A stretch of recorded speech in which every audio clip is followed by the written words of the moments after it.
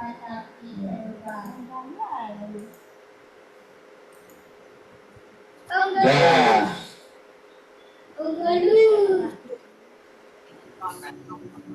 Assalamualaikum warahmatullahi Waalaikumsalam. wabarakatuh. Innal hamdalillahi nahmaduhu wa nasta'inuhu wa nastaghfiruh. Wa na'udzu billahi min shururi anfusina wa min sayyiati a'malina. May yahdihillahu fala mudilla lahu wa may yudlil fala hadiya lahu. Asyhadu an la ilaha illallah wahdahu la syarika lahu wa asyhadu anna Muhammadan abduhu wa rasuluh. Qala ta'ala Qur'anul Karim. A'udzu billahi minasy syaithanir rajim. Bismillahirrahmanirrahim. Ya ayyuhallazina amanu taqullaha wal tanzur nafsum ma qaddamat wattaqullaha innallaha khabirun bima ta'malun.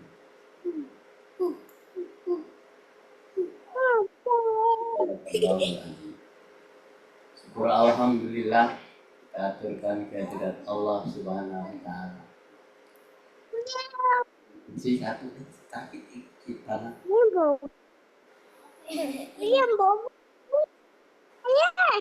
kehadirat Allah Subhanahu wa taala. Pagi hari ini tanggal 6 Juli 2024 kelima kita melanjutkan kajian kita yang berjudul lanjutan dari kajian yang kemarin. Coba dibaca tuh. Coba.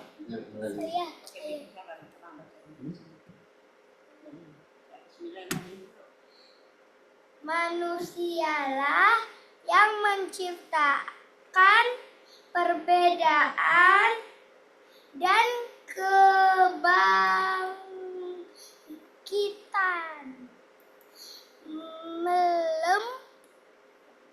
melempangkan yang bengkok, memperbaiki yang rusak.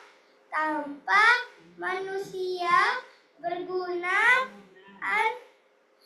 perbedaan tidak akan tegak dan umat tidak akan maju. Kita orang-orang Muslim sekarang ini berada di bagian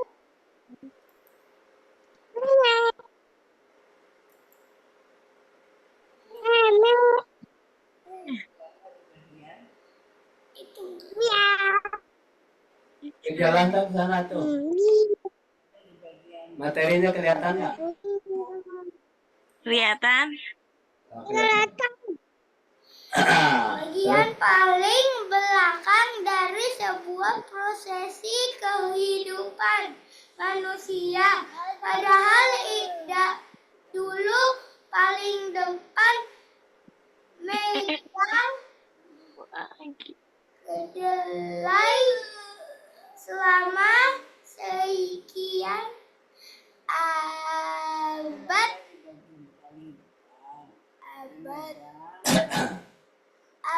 kitalah yang mengendalikan.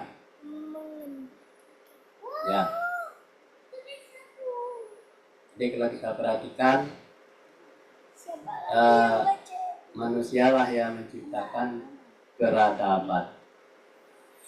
Nah mungkin yang melaksanakan peradaban itu sejenis iblis, sejenis setan, sejenis hewan atau tumbuh-tumbuhan. Yang punya peradaban itu adalah manusia dan kebangkitan. Jadi manusia karena dibekali pendidikan, ilmu pengetahuan,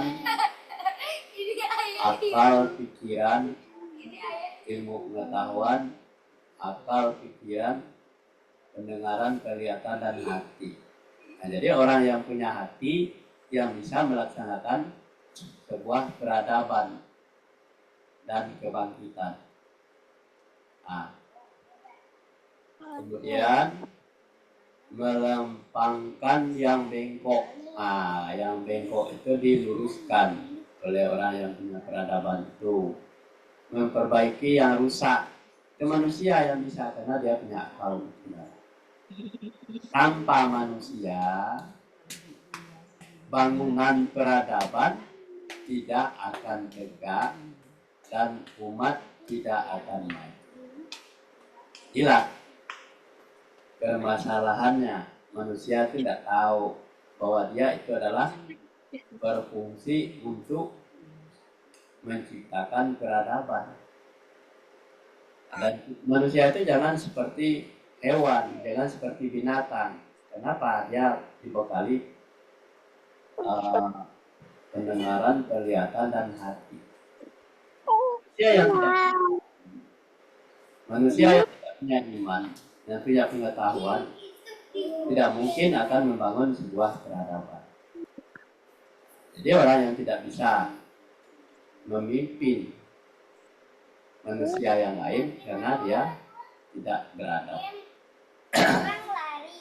Nah, kita orang-orang Muslim sekarang ini berada di bagian yang paling belakang dari sebuah prosesi kehidupan manusia.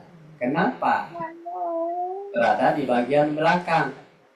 Karena Islamnya hanya Islam KTP yang tidak punya pengetahuan, tidak menggunakan akal, tapi masuk Islam hanya ikut-ikutan dan tidak punya pengetahuan sama sekali. Kalau tidak punya pengetahuan dan tidak punya ilmu dan tidak menggunakan akal, tidak menggunakan pendengaran, kelihatan, dan hati, dan tidak membaca kitabnya sebagai pedoman hidupnya, ya manusia itu pasti Muslim yang kehidupannya paling belakang, pada bagian paling belakang. Orang yang terbelakang seperti itu adalah alias orang bodoh. Nah, padahal dulu ya kita berada di bagian yang paling depan. Kenapa berada di paling depan? Karena kita memfungsikan semua pendengaran, kelihatan, hati, dan pikiran, dan membaca kitab-kitab dan menganalisa masalah kehidupan. Bagaimana manusia itu bisa beradab, bagaimana berakhlak mulia. Karena dicontohkan oleh Nabi Muhammad SAW. Nah, jadi memegang kendali selama sekian abad. Nah, sekian abad tuh manusia itu beradab. Kitalah yang mengendalikannya. Kita lanjut baca. Aduh. Silakan baca. Aku. Ya. Oke. Bermoral dan mendunia yang di dalamnya terpadu iman dan ilmu, ada keseimbangan antara unsur rohani dan materi. Cahaya wahyu, yang mana sih? Berat. Hah? Yang mana? Tuh. Ya, cahaya wahyu dan cahaya akal saling melengkapi. Kreasi material dan ketinggian akhlak saling bertemu. Kita dulu membangun peradaban di tengah untuk umat yang di tengah dan memiliki jalan di tengah. Dulu peradaban Islam adalah satu-satunya peradaban di dunia. Bahasa Arab menjadi bahasa peradaban. Perguruan tinggi Islam menjadi pangkalan para pencari ilmu. Ya. Jadi orang yang bermoral, ya kan, ya bermuara, yang di dalamnya adalah terpadu iman, ilmu, dan ada keseimbangan iman, ilmu. Keseimbangannya antara unsur rohani dan materi. Cahaya wahyu, ya, cahaya wahyu maksudnya cahaya Al-Quran itu dan cahaya akal saling melengkapi kreasi material dan ketinggian akhlak saling bertemu, ya kan? Nah, jadi peradaban itu adanya di tengah untuk umat yang di tengah dan di jalan yang tengah. Dulu peradaban Islam adalah satu-satunya peradaban di dunia. Dulu, ya kan? Bahasa Arab menjadi bahasa peradaban. Perguruan tinggi Islam menjadi pangkalan para pencari. Kenapa orang-orang dulu itu lebih hebat, lebih aman, damai, dan sejahtera di dalam kalangan Islam? Kenapa Islam itu maju? Karena dia dibangun dengan iman, ilmu, dan keseimbangan antara unsur rohani dan materi. Jadi cahaya wahyu itu dan cahaya akal saling melengkapi. Kebanyakan manusia-manusia sekarang tidak diwarnai dengan cahaya wahyu. Lebih banyak diwarnai rohaninya diwarnai dengan cahaya materi, ya kan? Akal tidak digunakan. Kreasi material dan ketinggian akhlak saling bertemu dulu. Kalau sekarang tidak. Kenapa? Akhlak itu adalah yang menciptakan sebuah peradaban. Ya. Di tengah-tengah umat dan di tengah-tengah yang memiliki jalan yang tengah. Nah, jadi jalan tengah itu adalah tidak terombang-ambing oleh keburukan, tetapi dia mengendalikan keburukan menjadi baik. Jadi orang-orang yang berakhlak buruk, nah, dia mengajak orang itu menjadi baik. Nah, jadi itu yang disebut dengan jalan tengah itu.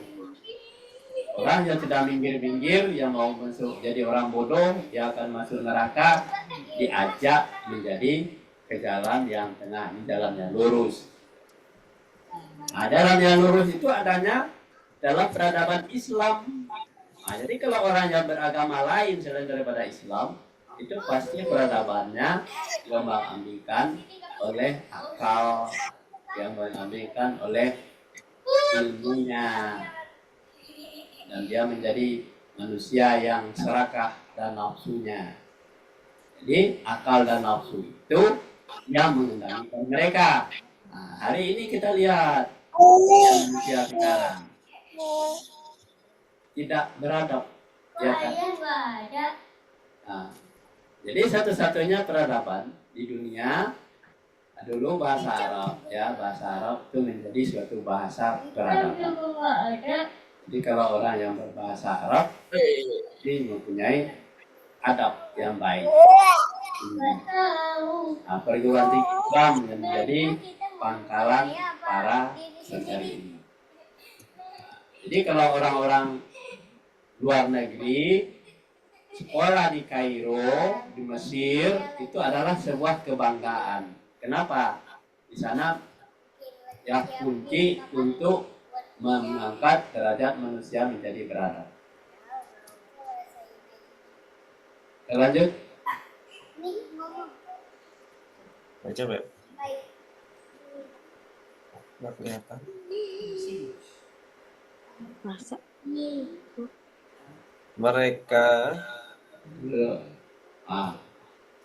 Mereka datang dari daratan Eropa dan lain-lainnya. Kitab-kitab Islam menjadi rujukan para pengkaji di seluruh dunia. Para pakar muslimin berkibar dan harum di segala penjuru. Kita pernah meraih puncak kekuatan. Pada suatu kali kita ketika Khalifah Umar bin Abdul Aziz mendengar bahwa ada seorang tawanan Muslim yang diperlakukan tidak selayaknya di negeri Romawi, maka dia menulis surat kepada Raja Romawi yang diantara isinya, aku mendengar kabar bahwa Anda bertindak tidak apa kayak naik Gimana dia? Apa bertindak apa? Oh, tidak selayaknya. tidak selayaknya. Ya. Jadi mereka datang dari daratan Eropa dan lain-lainnya. Mereka itu adalah orang-orang yang belajar ke Arab, ya, ke Mesir. Nah, kitab-kitab Islam menjadi rujukan. Inilah yang masih murni pelajaran pada waktu itu. Para pengkaji di seluruh dunia. Jadi orang berpusat kalau mau menjadi orang yang benar, menjadi orang yang beradab, datang ke Kairo. Itu adalah merupakan sebuah ikon di umat Islam dahulu. Kalau orang-orang tamatan dari Mesir, kalau orang-orang misalnya tamatan dari Gontor, gitu ya, tamatan Gontor kemudian langsung belajar ke Mesir karena dia menguasai bahasa Arab. Nah, jadi para pakar muslimin yaitu berkibar dan harum di segala penjuru karena dia sudah mendapatkan wawasan pengetahuan yang sangat luas. Nah, kita pernah meraih puncak kekuatan. Dan ketika Khalifah Umar bin Abdul Aziz mendengar bahwa ada seorang tawanan, ya, tawanan Muslim, bukan tawanan Muslim yang diperlakukan tidak selayaknya di negeri Romawi, maka Khalifah itu menulis surat kepada Raja Romawi yang diantara isinya, aku akan mendengar kabar bahwa Anda bertindak tidak selayaknya. Inilah dikirim surat kepada Raja Romawi. Nah, karena disegani. Lanjut. Nah. Cantik. Anak, dosnya. Muslim. Anak. Muslim yang telah Allah baginya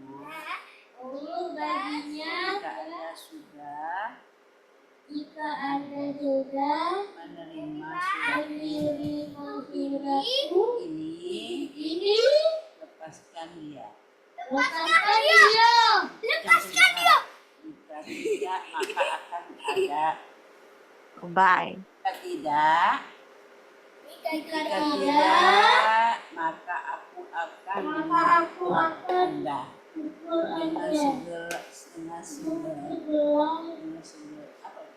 dengan segelar pasukan yang depannya, ada di hadapan, ada di bagian ke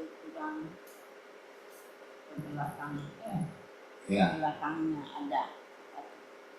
Tidak ada pilihan lain bagi Raja Romawi itu melainkan melepaskan tawanan tersebut. Suatu hari ketika Khalifah Harun Ar-Rasyid sedang duduk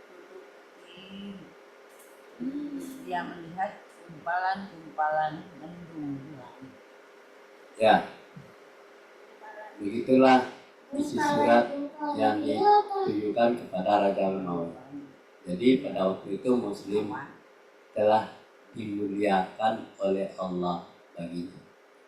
Jika Anda sudah menerima surat, ini Raja Romawi ini, surat dari Abdul Aziz tadi. Surat ini lepaskan dia, lepaskan tawanannya itu. Jika tidak, diancam, maka aku akan menggempur Anda dengan segelar pasukan yang bagian depannya ada di hadapan Anda dan bagian belakangnya ada di hadapan Anda. Maka tidak ada pilihan lain bagi Raja Romawi itu melainkan hanya melepaskan tawanan tersebut. Suatu hari ketika Khalifah Harun al-Rasyid sedang duduk-duduk, dia melihat gumpalan-gumpalan mendung di langit. Nah, inilah salah satu di antaranya tanda-tanda. Lanjut.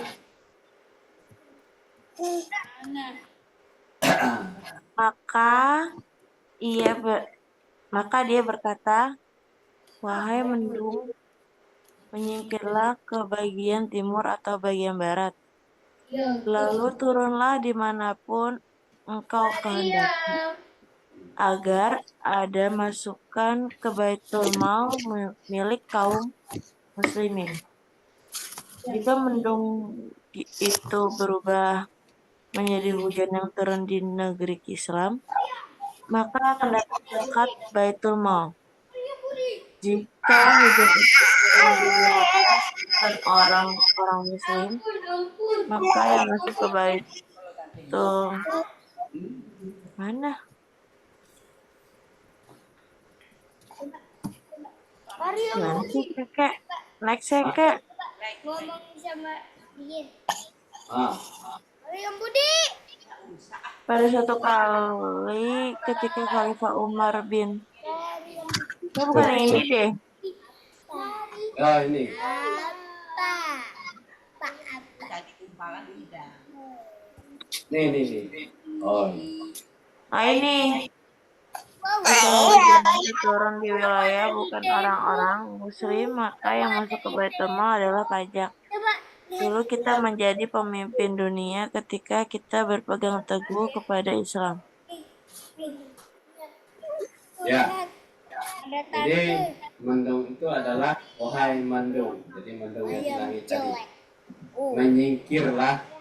Nah, maksudnya menyingkirlah. Tuh yang dilihat oleh Harun al-Rasyid tadi. Ya, bagian timur Oh iya. atau bagian barat atau barat dan timur. Ya. Lalu turunlah dimanapun engkau kehendaki. Nah ini kalau ada tanda-tanda misalnya yang buruk itu turunlah dimana engkau kehendaki agar ada masukan ke Baitul Mal milik kaum muslimin. Yaitu. Nah, ini.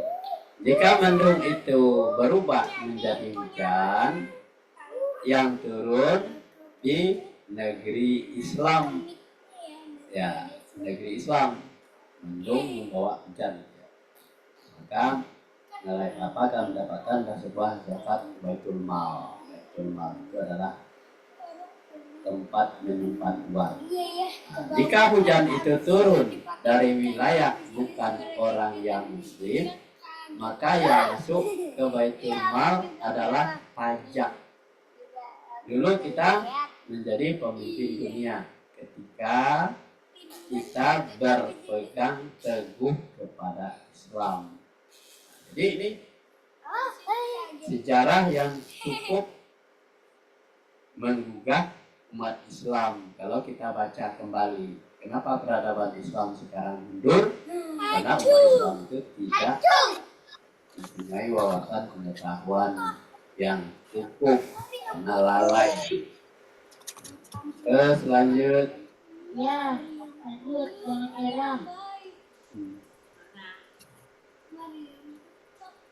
Hatim. Tim baca tim. Ini ayahnya kemana nih tim? Tahu. Kelihatan atas apa? Orang yang Ini aja. Perjalanan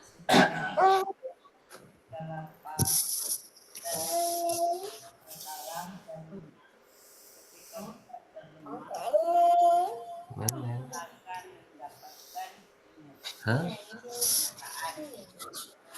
Paling jadi apa? Adalah tadi Maksudnya rumah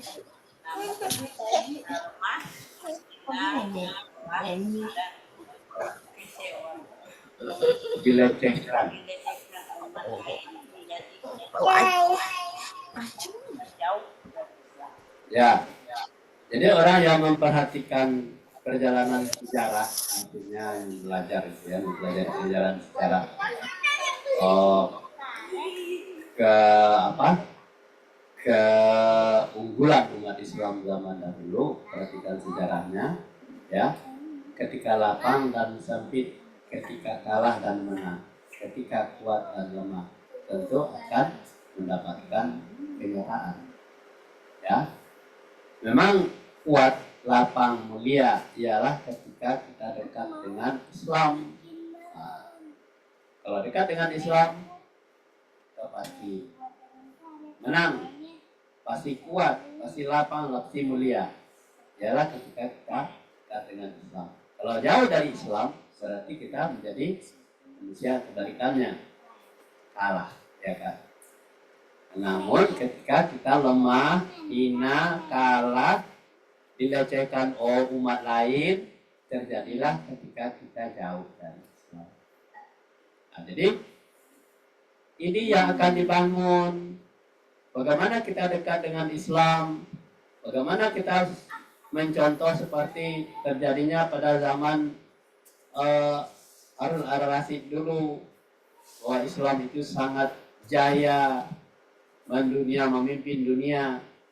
Nah, maka itu kita tumbuhkan generasi-generasi anak cucu kita dengan mempelajari sejarah Islam ini yang adanya di dalam Al-Quran.